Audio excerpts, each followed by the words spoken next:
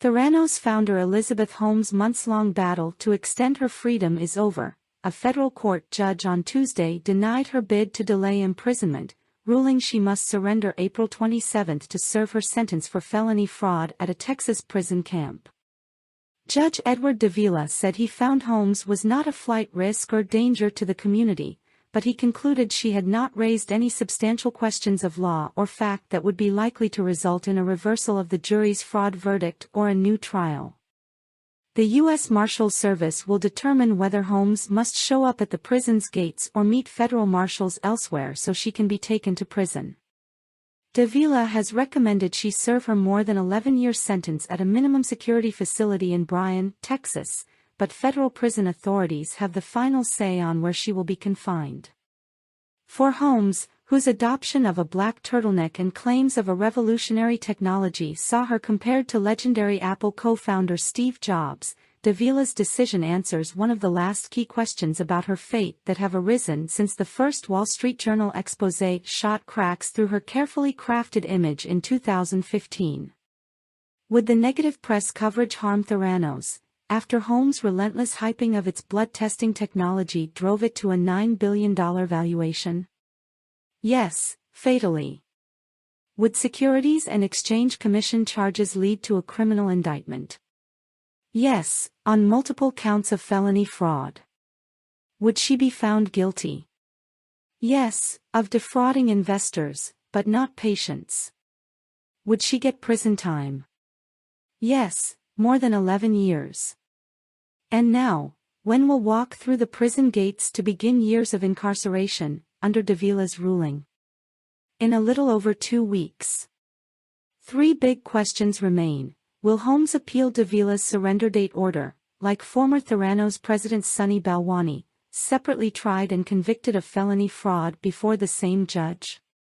If she does appeal that decision, will she succeed, where Balwani on Friday failed? And finally, will Holmes' appeal of her conviction and sentence succeed? That's a real Hail Mary. The federal judiciary says the vast majority of such appeals fail.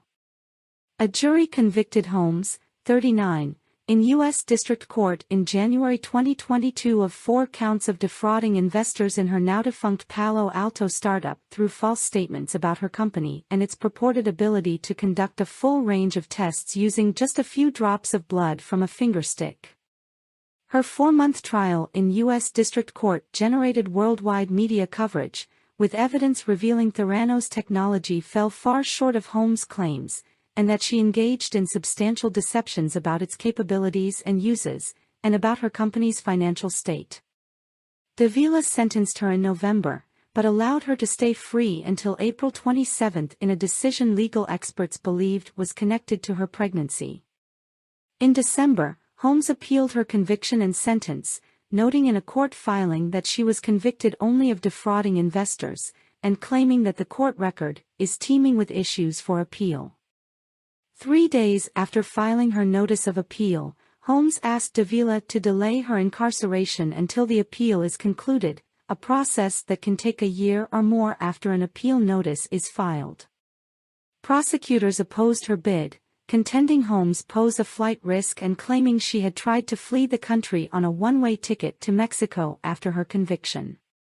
Her legal team has denied that allegation, citing her 2 children, one born in the past few months, and a son born in July 2021 as she awaited trial, as among the reasons she would not abscond.